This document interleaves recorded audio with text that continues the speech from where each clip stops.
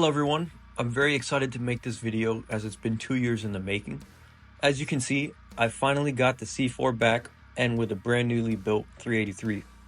It's been a long journey as I've spent a lot of time and money to get this thing where it is now, but the journey is far from over and I still have a lot of work ahead of me.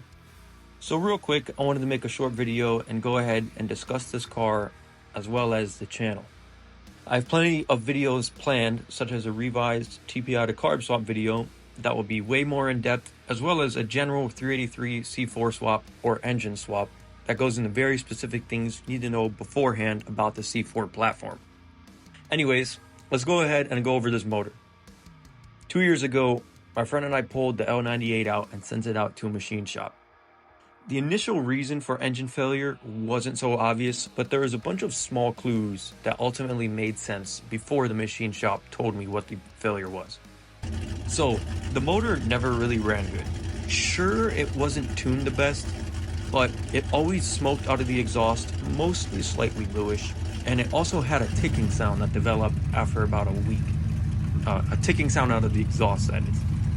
At the time, I didn't know what it was, but I learned that that is failing exhaust valves, or whether it's the guides or stems, seats, I don't really remember the exact part. So long story short, the engine shop disassembled the 113 aluminum heads off the TPI and all of the valves were loose. They showed me in person the valves wiggling, which makes sense because that was the ticking sound out of the exhaust. So, using the L98 block, they did all the typical machine shop work you would expect them to do, the boring, honing, decking, and so forth, and they turned my 350 into a 383. So, they used an Eagle Specialties stroker kit, which is a 2-bolt main, cast steel crank, forged rods, and forged dished pistons, and the dish is 18cc.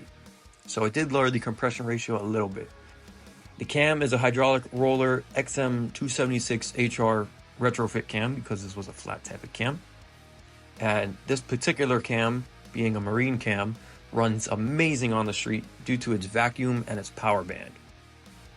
The heads we chose are the AFR 195 Enforcer heads, and they do have full hydraulic roller rockers as well. And obviously the cam is a hydraulic roller cam as well. The intake on the motor is an Edelbrock Performer RPM, and it has a Brawler 750 carb on top. Don't remember the distributor brand, but it is a good brand, and it is tuned amazing. It's 12 degrees base timing, and total timing is 36 degrees, and it runs great on 93. And the compression ratio is also about 9.5 to 1. Again, we were planning for 10 to 1, but a couple things changed halfway through the build, so it got pushed down to 9.5 to 1. Not a big deal. Also, what you can't see is the McLeod clutch and pressure plate kit, which is the 500 horsepower kit. I'll put the part number and stuff on screen. This clutch is absolutely amazing. Great for the money. It wasn't even that expensive, thank God, but great clutch there. Also, I now have an aluminum 3-core radiator, as well as a high volume water pump, and a Tough Stuff 140 amp alternator.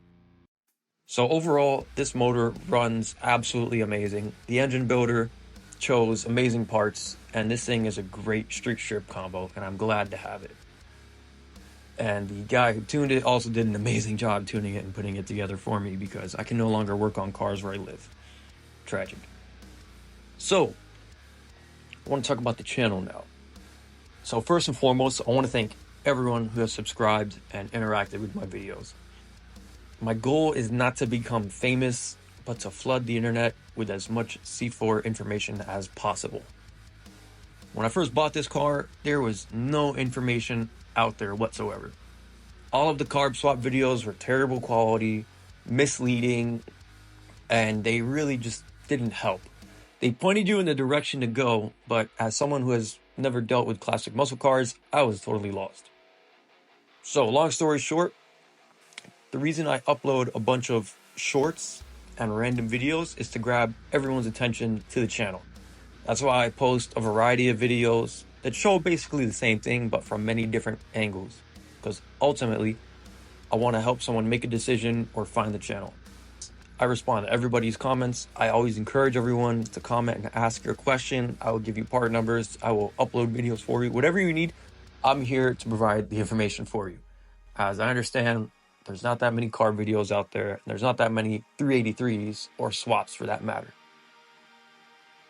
So ultimately, I look to provide light on the C4 where there is none. Anyways, thank you all for sticking around for this quick, short little video. Again, I have plenty of informative videos coming in the future. I really can't say thank you enough, as we are now at 1,000 subscribers. And the TunePort video is at about 40,000 views with hundreds of comments. So thank you all again very much, and stay tuned.